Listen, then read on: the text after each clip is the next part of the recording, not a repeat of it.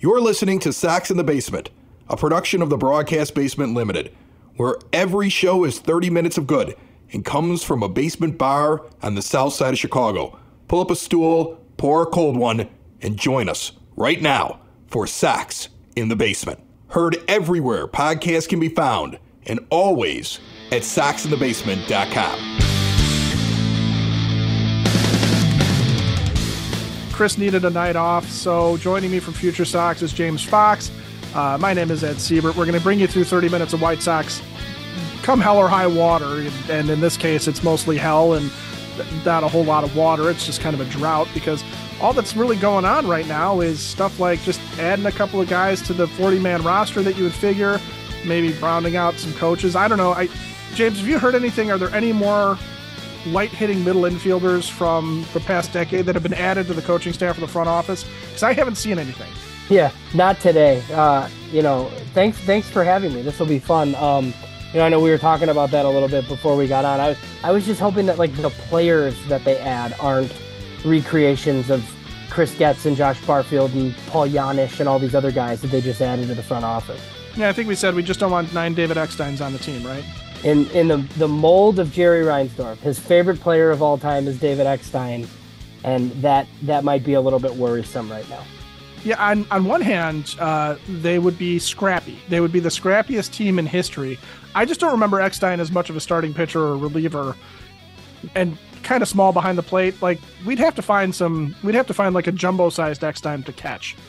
Yeah, and they would find a way to keep getting out slugged in their own ballpark though, which I think we've been accustomed to seeing lately, which is a huge problem. Well, yeah, I would say that that's probably true. As always, though, Sox in the Basement brought to you by Cork and Kerry at the Park, our proud sponsor. And this week's specials, $4 half-acre Daisy Cutter cans, $2 Bud Light cans, $12 comfort food specials like meatloaf and fried chicken dinners. Oh, the food there is so good. And you got a featured bourbon this week of Whiskey Soldier. Go and see Gino at the bar for any of those specials. And then on Tuesdays, it was Mondays during the season. Right now it's Tuesdays, 2-for-1 burgers if you go in there. So a 2-for-1 burger and a $4 half-acre Daisy Cutter or a $2 Bud Light sounds like a winner to me. Or, winner, get a chicken dinner on one of the other nights. Remember, 2 locations for Cork and Kerry. There's Cork and Kerry at the Park at 33rd and Princeton in the shadow of the ballpark, which is your home base for White Sox pregame, postgame, viewing parties, and the offseason. And, of course, Cork and Kerry in Beverly at 10614 South Western Avenue, traditional Irish bar in the Beverly neighborhood. See more. Book your next event with them at corkandkerry.com. So we're coming out of the general manager meetings where not much happened other than some feces hitting the floor, metaphorically and probably physically in some cases. And you get stuff like Scott Boras grandstanding and saying, free agents win championships. And then you've got Chris Getz saying he doesn't like his team, but that doesn't necessarily mean that there's free agents out there that Chris Getz is going to go after right away, or at least not necessarily any big names. I think Chris and I have talked, James, about Getz maybe focusing on pitching this year because it's a pitching rich free agent class, but there's not really like a superstar player. But you had mentioned that there's a pitcher that comes out of Cuba, has been going through Japan. He's out there right now as a free agent. He's buddy with Luis Robert Jr., but we don't know what he is, right? Yeah, so Yariel Rodriguez, he pitched in Cuba for a while, so he's like either 25 or 26, so he won't count against like the bonus pool, so he can actually make some real money. And Jeff Passan of ESPN today kind of reported that it might be around 50 million or so. I don't know how many years, but yeah, so like he was a starter in Cuba. And the last couple of years he was in Japan, and they kind of used him in a relief role. I think he pitched in the WBC. So look, I think there are some teams that think he's best in that relief role, but I think ultimately, wherever he signs, if he's getting $50 million plus, somebody's going to sign him to start. I had heard that there's varying levels of interest, like with the White Sox. I don't know what that means. I don't know if he's a top target. I don't, whatever, right? Like if they think he's a reliever, he's probably not coming here because I feel like they wouldn't pay him that sort of money. But he's just, just another name in this mix of guys. And look, I've heard you guys kind of talking about this. They're going to have to add free agent pitching. I think there's going to be a lot of, guys that are going to get a shot this year, like your Christian Menas and Jake Eaters who got added today, and maybe a Nick Nastrini who they got from the Dodgers. But I mean, they have to sign pitching, and whether that's Jack Flaherty on a prove it deal to, get him back with Ethan Katz, or that's Michael Lorenzen, who's a guy that's always been a little bit underrated. I don't think they're going out and, forfeiting a draft pick to sign a Blake Snell or anything. But, there are enough guys in this market where they could throw 3 or 4 guys up against the wall, I would think, and add some pitching for sure. Well, I feel like Rick Hahn would have added a $50 million reliever that nobody knows anything about, right? That would have been fait accompli, right? He's going to come in and he's going to solidify the back end of our bullpen, and never mind the fact that we can't get our starters out of the 4th inning. But, back end of the bullpen, great. But we've talked extensively about this, because really you have Dylan Cease. They claim they have Michael Kopech, although I think that's dubious at this point that he's a starter. And there's always been talk about Garrett Crochet moving up out of the bullpen, but he's never started in the majors. And then now you mentioned Eater and you mentioned Nastrini. So they've got some guys that they've acquired, but really, is there anybody besides what we know Dylan Cease to be?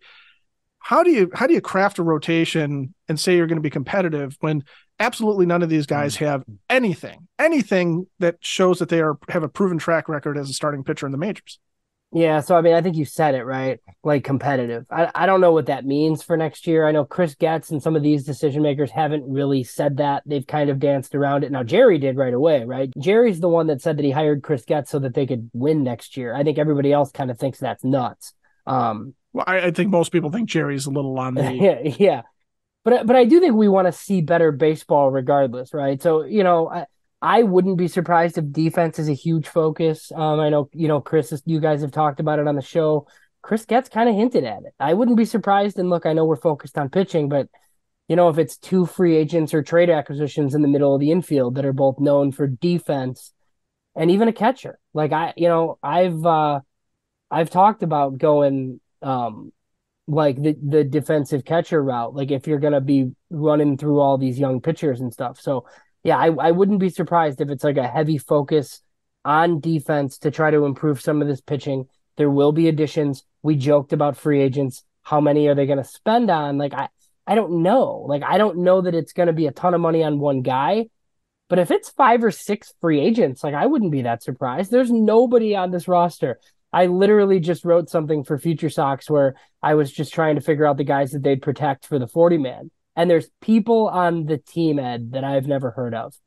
You look at it and you kind of expect this time of year, right? You expect this time of year to see the core of your team that you're carrying forward. And then you expect to see your prized minor leaguers, right? Your prized prospects, the ones that are on the cusp, but they're, eligible for the Rule 5 draft.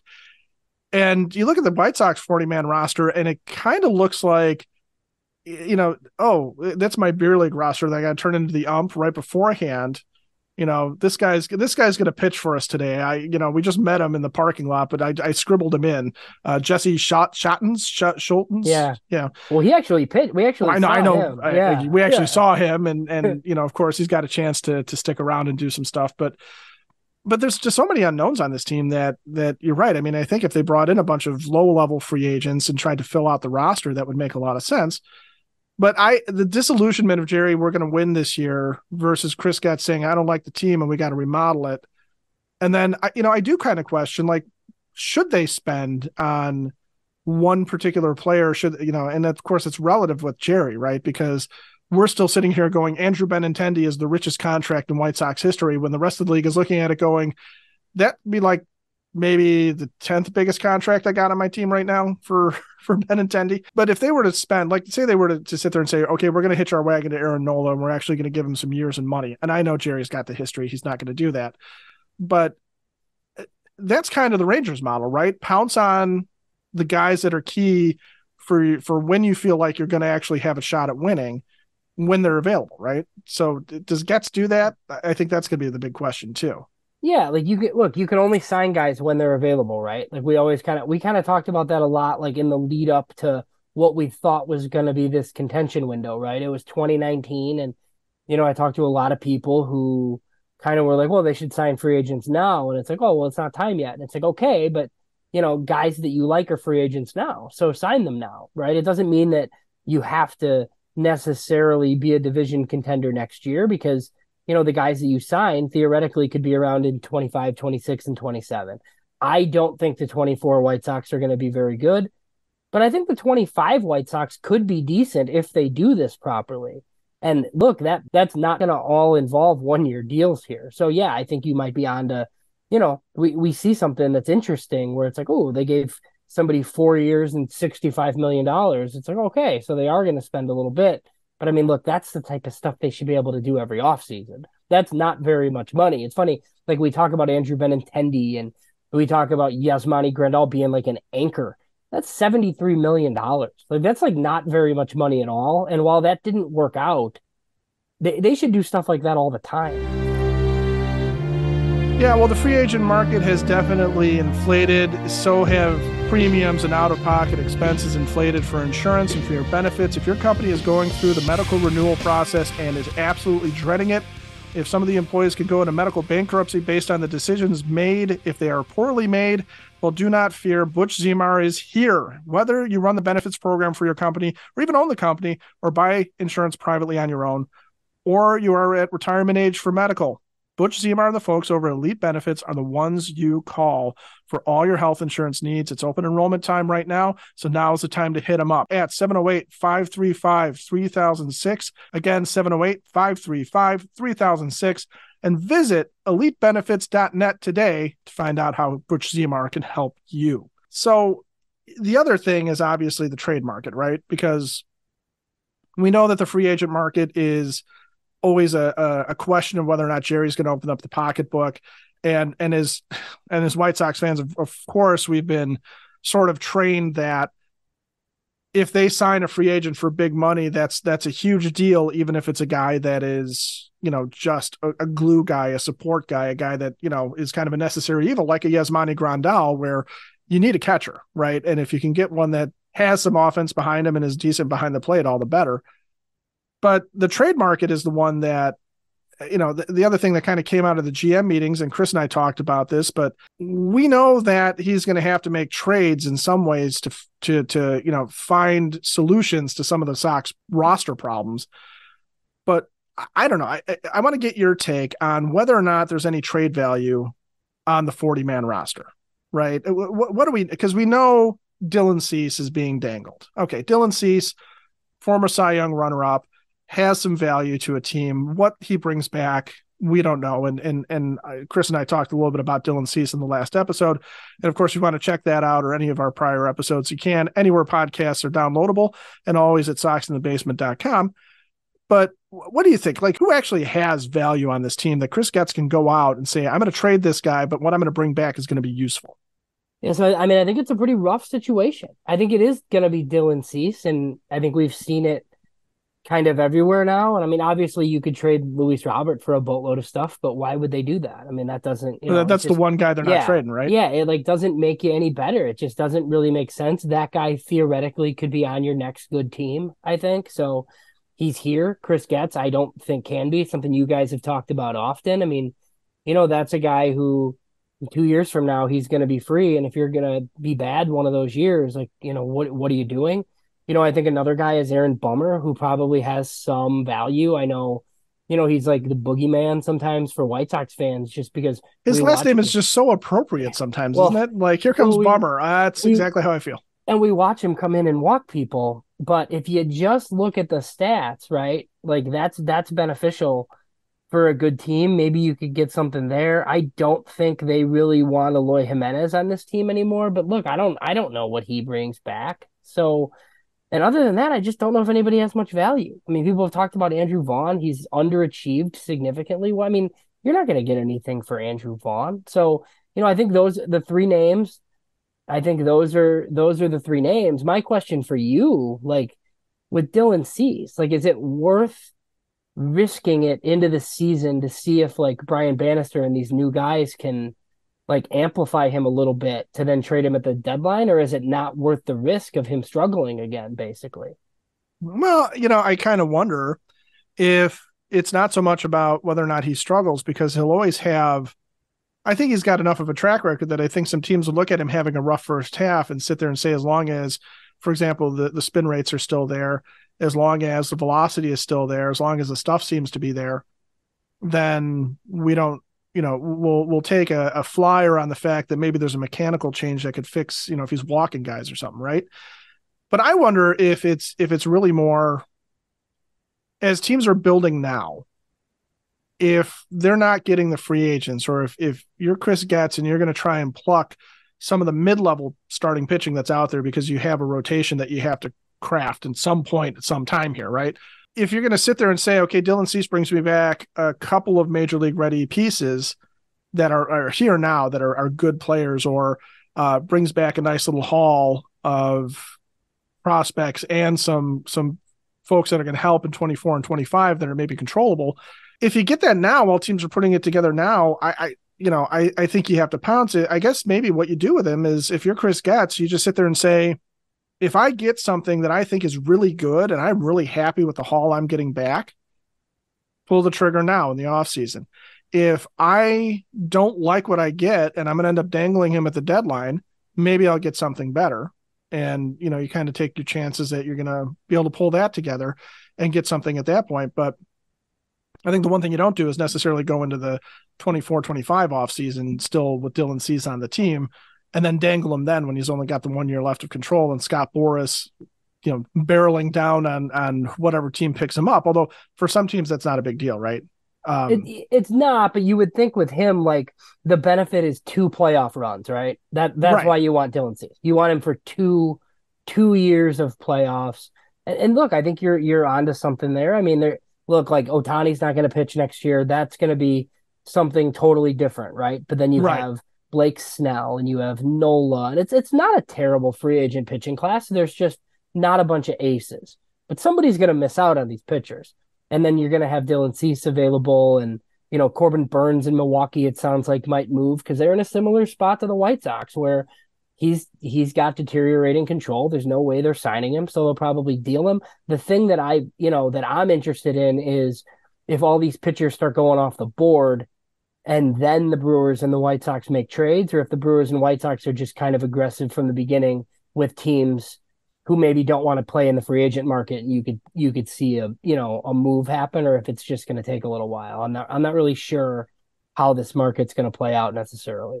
Right. And is Chris Getz an aggressive guy, or is he a guy that's going to lay back? Because I feel like Rick Hahn was aggressive when he knew what he wanted and would go out and just jump and get it right away, but not always with any sort of forethought, it felt like. Yeah. No. So sometimes it was like, oh, you're aggressive on that, but wow. But yeah, with Cease, I would think. Now, is there anybody? Here's the other thing too: is that the other way to trade is trading prospects and bringing back major league help. We know Colson Montgomery's coming, and that the Sox are probably not going to deal him unless somebody makes him a Godfather offer, I would assume. But is there anything else really down there? Because that's the one thing that we were harping on. Chris and I harped on this all the time last year, really for the past couple of years, is the minor leagues outside of the top handful of guys that you would hear Rick and Kenny talk about with that glowing adoration. And again, as White Sox fans, we're so tuned into when we have a Colson Montgomery that he is the second coming, and we must hold on to him at all costs. And it used to be Rick Hahn would also rush him to the majors, and Kenny would rush those guys to the majors. That's why Andrew Vaughn ended up with 53, 58 games in the minors only. And look how that's helped him. But is there anybody down there that has any real value that the White Sox wouldn't sit there and be like, all right, this is clearly out of, like, say, out of their top 5, their top 10 prospects? Is there anybody that anybody would ever want to bring back, even a David Eckstein clone? Right. So, I mean, look, I think your top guys probably aren't going anywhere, your Montgomery and your Schultzes, but, the one guy who I've never really gotten a read on as far as what they actually think is Brian Ramos. And so they put him on their 40-man last year. He had a good year in the minors. He's still super young. He's like 21, played at Birmingham. He's another Cuban. And he played well in the Arizona Fall League, but it just seems like Brian Ramos gets going and then he gets hurt. And then he gets going again, and then he kind of gets hurt. And he's been mostly third base only. And I know you guys have talked about Moncada a ton, and it was a little interesting hearing Chris Getz talk about him moving around potentially.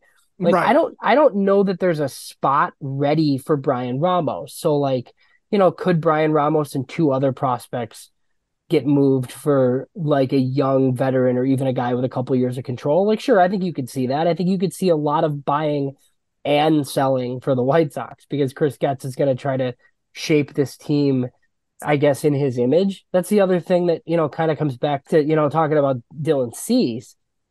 Like Baltimore's a pretty good fit, right? We've all talked about them.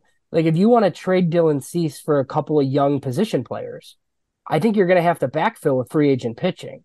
So, it is kind of just a matter of like how these moves shake out, right? You don't want to wait until March to trade Dylan Cease and then all the free agent pitchers are gone and your rotation is, Tuki Toussaint and like a bunch of his buddies or something. Like that would be not good. So yeah, I think we could see, moves that look like they're buying, moves that look like they're selling, all with just the goal of making this team look different that Chris Getz doesn't like very much. If you want to sit around and talk White Sox baseball, a great place to do it is Hailstorm Brewing. It's a lovely, lovely beer hall located in Tinley Park at 8060 186th Street, right off of 80th Avenue. They've got an incredible lineup of beers, mouth-watering food, a working brewery and tap room, large beer hall, now offering lunch service. Scratch Kitchen, open from 11 a.m. for lunch, Tuesday through Sunday, Tuesday through Friday special. Basically, whatever you order, you get a beer. Comes out to the price of the meal. It's great. Check out their huge tap room and outdoor patio when the weather's nice. They've got a fire pit for those chilly evenings. They have live music on the weekends. They have trivia nights, other fun events. Do not miss out. You can follow them on their Facebook page at Hailstorm Brewing Co., where they post all their events, and be sure to check out hailstormbrewing.com. So around the league, now we saw what Hahn was able to pull off, getting Jake Eater, getting Nick Nastrini, Kai Bush. Are there guys around the league, as you've looked around, anybody that you see that would be a good trade target for someone like who's blocked or somebody who is maybe a little bit of the shine has gone off the prospect for him? Because we were talking about rebuilding as part of the Rangers, and we got kind of, negative comments put our way towards they'll never sign guys to Semien and Corey Seager's contracts. But the other thing that they did was pluck guys like Adolis Garcia out of the Cardinal system, trade for Nate Lowe, who was not going to crack the Rays anytime soon, even though he was a fairly high prospect of theirs. Do you see anything like that? Like, is there anybody that you've kind of sat there and went, oh, that guy, I would love it if Getz were to try and go get that guy with something we have, whether it's a Brian Ramos to try and get, another prospect or, as part of a Dylan Cease trade. Yeah. So I think like something that's interesting is like, you talked about Texas. I think Texas has a guy, Justin Foscue is, he's interesting. He's like a young second baseman that was a first rounder a few years back. He's got some power. He does hit right-handed. I prefer a lefty, but I mean, that's a guy that's not going to play second base in Texas anytime soon. So I think like those are the types of teams, right? Like Baltimore's loaded. Like Baltimore, like I feel like they prospect hug a little bit, but man, like if you look at that system, they're like a perfect match for Dylan Cease if you could get them to give up something because they just have redundancies at all these spots, right? I think Michael Bush from the Dodgers is another guy who's interesting. Just, like hits left-handed, plays second. I just think like a lot of these guys that have, like ready-made young players or guys on big deals already locked up, those could be some of the teams to target where you have, just some guys who appear to be fungible that might be able to help you that aren't going to help their current teams. I bet there's a lot more that I'm like not thinking of too, but it's like probably the right place to look. So, and then what about somebody like, say, Cincinnati's they've made it clear that they're done with Jonathan India because they've got McLean, they've got De La Cruz, they've got Noel V. Marte, they've got Spencer Steer, who they ended up having to put in the outfield, even though he's an infielder by trade. Do you look at somebody like that and sit there and think, okay, this guy's basically a replacement level guy, but better that than whether or not we think Zach Remillard or Romy Gonzalez are real major leaguers at this point? Yeah, I think so. I mean, would you rather take a chance on Jonathan India or sign Whit Merrifield? I mean, that's the sort of stuff where especially if Cincinnati's going to potentially non-tender that guy, like you might be able to get him for not much, or like, a reliever that we don't really care that much about. I'd make a lot of moves like that because I think there's a lot of runway to just kind of give guys playing time and see if something sticks. That should be this should be the perfect opportunity for lots of guys like that. So basically, if Chris Getz goes out and grabs a bunch of teams' leftovers and guys that are blocked and tries to just sort of free up some of the young players that, or even some young veterans, we'll call it, that don't have a place on their existing team, he could probably build at least a meaningfully competent roster for 2024, right? Yeah, I would think so. I think they're going to lose a lot of baseball games still because I'm just like not confident that they have enough pitching or that they're going to. But I mean, yeah, I mean the offense has to be better, right? I mean, can it get? I think we keep saying this, and then it keeps being like pretty bad and tough to watch. But yeah, I mean, I think they lost 101 games last year. Can they be better? Yes, I think they can be better. Can they contend? I don't think they can contend. But I think you just want to find guys that you might be able to keep in 25, 26, 27. And I just think you take lots of flyers, lots of bites at the apple, whatever you want to call it, right? And you grab a lot of these guys and you let them compete. And look, maybe it is one $85 million free agent and then a bunch of these other like little moves waiting for Colson Montgomery, waiting for Edgar Caro. Basically, what else you can do. Because I don't think, look, we said it. There's not many guys to trade. I don't know how many guys are coming through that door. So there are going to be, some scrap heap signings and some free agent signings and things like that just to fill out the roster because they don't have enough players. So you don't think like Gavin Sheets, for example, is going to bring them back a potential ace? I'm just really hoping that Gavin Sheets isn't on the team. Like, I think we're all kind of at that point. Oh my gosh, I know. Like if I see Gavin Sheets in right field again, like I don't know. I don't know what we're doing at this point. What's your take on Oscar Colas? Because Getz sort of doesn't anoint him the way Rick Hahn had anointed him. Did we see the real Oscar Colas last year, or is that just sort of here's a rookie that's struggling? Like, what's your take on whether or not Colas actually has the ability to take a step for them? Yeah, I mean, I hope he can. I mean, so Oscar Colas, I thought was overrated from the beginning because people are throwing like Cuban Otani labels on the guy, and it's really not fair for the type of guy that he is. But he also had really big power, and he played center field in the minors, and I thought that was kind of a pipe dream. So I'm like, okay, this guy might be decent.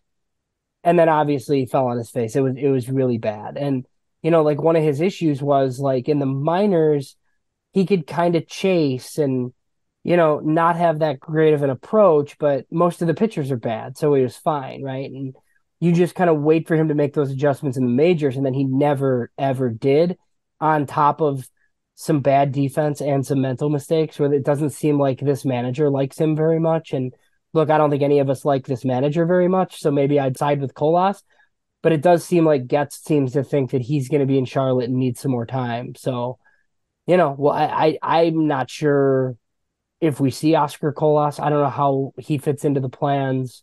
I hope they have an actual starter in right field instead of him, and you just kind of make him force his way like he probably should have been forced to do from the beginning. But yeah, I would say he's been a bit of a disappointment. Because we had last year, it was like, okay, it felt like it was Colas and Lenin Sosa, and those two guys we were told, and then Romy Gonzalez, of course, was Ben Zobrist 2.0, which not quite, but the thought was nice.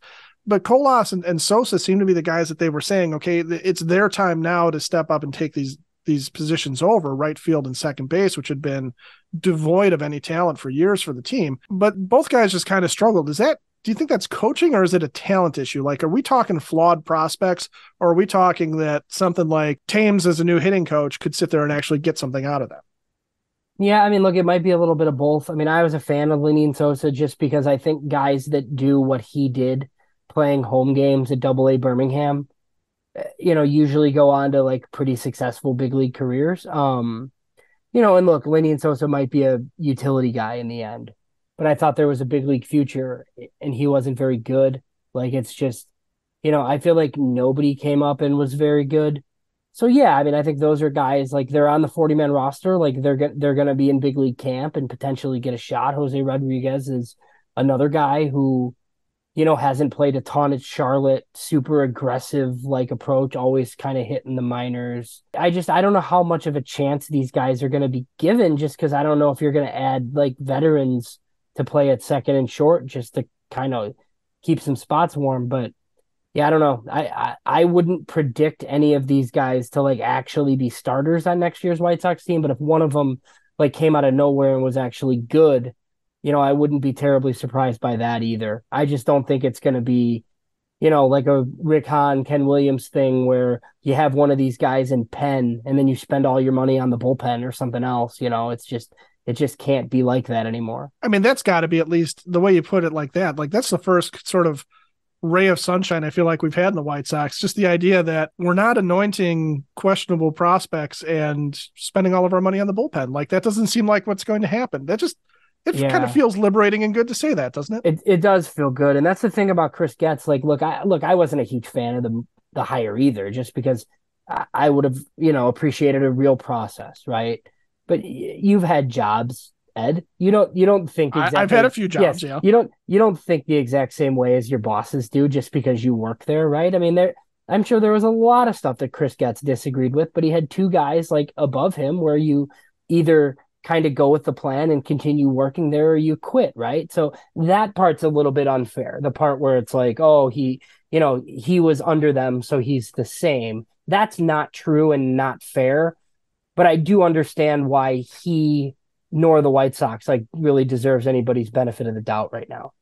It almost feels like when we're talking about Chris Getz sometimes and being culpable for what happened with Rick Hahn and Kenny Williams, it really does feel like we're talking about the White Sox committing a crime and Getz being like, look, man, I know you didn't pull the trigger, but you were there, man. You were there. You're still going to jail. It does. And even with like, people have like kind of a warped sense on like player development too. Like, he's the player development director, which means, I think he can decide on some coaches and stuff down there and he can, kind of shift guys around and things like that. But I mean, like, the general manager and vice president are still making decisions. I mean, I don't really know how many decisions he made, like in regards to personnel. He has an idea to do Project Birmingham and gets all the credit for it, right? And those sorts of things. But he was not in charge. And now he is. And it's a singular voice in charge, which is the most important part of all of this. So we know exactly who to blame if there's something we don't like. Well, there's that too. Now we can actually play the blame game. It's either Jerry or Chris. That's it. That's all we have. Yeah, it was better than Jerry or Chris or Kenny or Rick or Jeremy Haber or, and it was just always kind of, you never knew. It's like the White Sox are like a mob family because you never knew like who was responsible. And that's where that's probably the most refreshing part of the hire is that it's one person. It's a general manager. He's in charge. He has a bunch of people under him. I'm sure there are some moves that will be directly tied to Josh Barfield, but he has an assistant GM title. So this is on Chris Getz from this point going forward. Well, I like the mob family analogy. So James Fox from Future Sox, thank you so much for sitting in with me today. Hopefully we'll get Chris back at some point. Who knows? Chris might just sit there and say, all right, I'm back, Ed, you're out, James, you're in. And then we'll see how that goes. But I appreciate you being here, man. Oh, yeah. Thanks for having me. It was fun. Sox in the basement. Sox in the basement. Sox in the basement. Sox in the Basement. Heard everywhere podcasts can be found and always on soxinthebasement.com.